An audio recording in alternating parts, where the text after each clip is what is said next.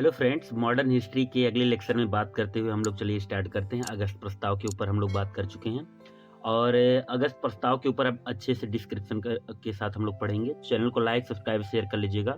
और अगर आपने पिछला वीडियो नहीं देखा तो इसका एक प्लेलिस्ट बना है मॉडर्न हिस्ट्री का, आप वहाँ से पढ़ लीजिएगा। और बिल्कुल मैंने एक अच्छे से पढ़ाया है अपने नोट्स के द्वारा, ऐसा नोट्स आपको कहीं मिलेगा नहीं, ठीक है।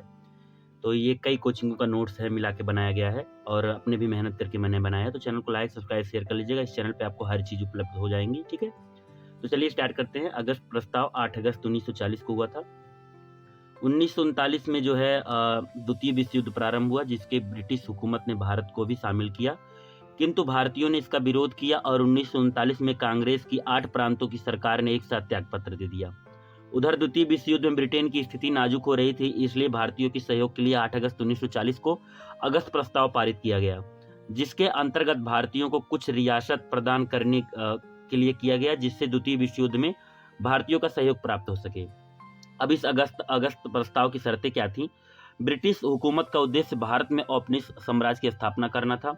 युद्ध की समाप्ति के बाद एक प्रतिनिधि मूलक संविधान सभा का गठन किया जाएगा। वर्तमान में वायसराय के कार्यकारिणी परिषद में भारतीयों की संख्या बढ़ा दी जाएगी। एक युद्ध सलाहकार परिषद का गठन किया जाएगा।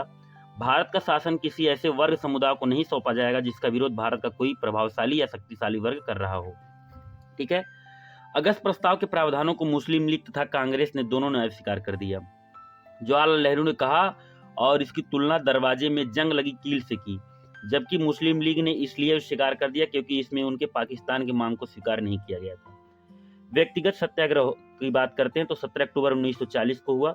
चूंकि द्वितीय विश्व युद्ध में ब्रिटिश हुकूमत ने भारतीयों को भी शामिल कर लिया था भारतीयों के सहमति के बगैर, इसलिए चूंकि विश्व युद्ध में ब्रिटिश हुकूमत ने भारत को भी शामिल कर लिया था, इसलिए युद्ध में अपने से अलग साबित करने के लिए गांधी जी ने व्यक्तिगत सत्याग्रह चालू किया। यह गांधी जी की विचारधारा थी। आगे बात करते हैं।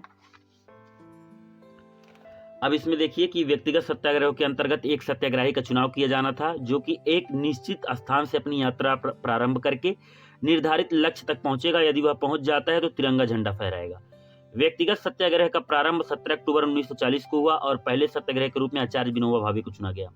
और इस सत्याग्रह का प्रारंभ महाराष्ट्र के पावनार आश्रम से कुछ कारणों से 17 दिसंबर 1940 को यह सत्याग्रह स्थगित कर दिया गया, किंतु 5 जनवरी 1941 को यह सत्याग्रह दोबारा पंडित जवाहरलाल नेहरू के नेतृत्व में किया गया। इस सत्याग्रह के दूसरे चरण में 20,000 सत्याग्रहियों को गिरफ्तार किया गया। इस आंदोलन को दिल्ली चलो आंदोलन भी कहा गया। इस सत्याग्रह का मुख्य उद्देश्य ब्रिटिश सरकार के उस दावे को खोखला साबित करना था, भारत की जनता द्वितीय विश्व युद्ध में सरकार के साथ में है। तीसरे सत्याग्रही के रूप में ब्रह्मदत्त को चुना गया। अब बात करते हैं क्रिप्स मिशन की। तो ये सीरीज याद कर लीजिएगा, यूपीपीसीएस में पूछा जाता है सीरीज करके, ठीक है, कौन सा आंदोलन कब हुआ था। क्रिप्स मिशन की बात करते हैं तो 23 मार्च 1942 को हुआ। द्वितीय विश्व युद्ध में मित्र राष्ट्रों की स्थिति दिन प्रतिदिन खराब होती जा रही थी। जर्मनी और जापान चारों तरफ से बढ़त लिए थे। जापान वर्मा तक अधिकार कर चुका था। ऐसी स्थिति में अमेरिका, चीन तथा ऑस्ट्रेलिया जैसे देशों ने ब्रिटिश प्रधानमंत्री चर्चिल पर दबाव बनाया कि भारतीयों को रियासत प्रदान करके उनका सहयोग एवं समर्थन प्राप्त कर सके।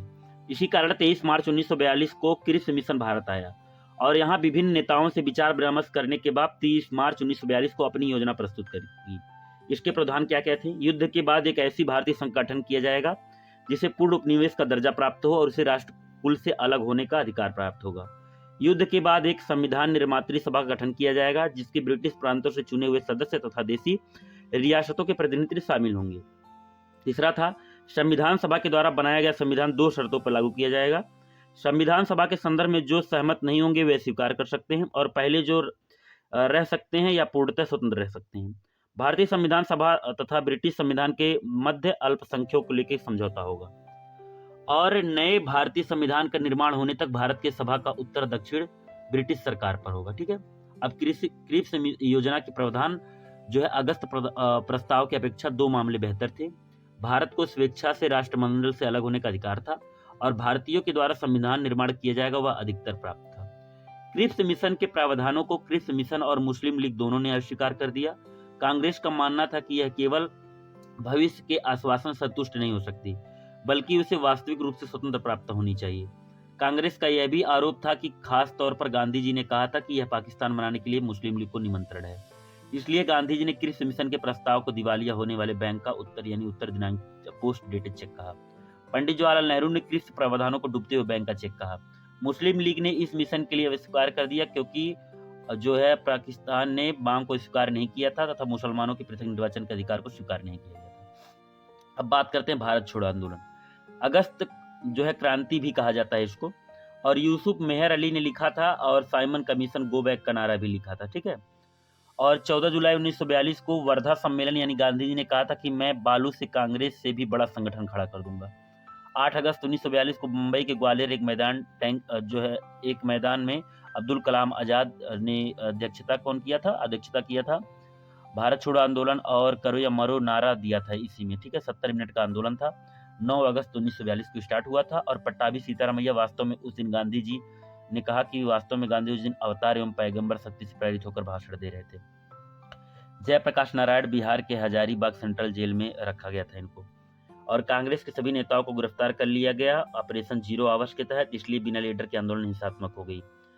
और मृत्यु हो गया, जेल में थे गांधी जी, महादेव देसाई का, और सरोजिनी नायडू, कस्तूरबा गांधी पूना के आगा खां पैलेस में गिरफ्तार करके रखा गया था। पंडित नेहरू, सरदार पटेल, गोविंद पंत को अहमदनगर जेल में रखा गया था। राजेंद्र प्रसाद को बिहार के पटना के बांकीपुर जेल में रखा गया था, और अबुल कलाम आजाद को जो है बंगाल के वाकुलक जेल में रखा गया था। अब यहाँ से हम लोग पढ़ेंगे आगे, तब तक चैनल को लाइक, सब्सक्राइब, शेयर कर लीजिएगा।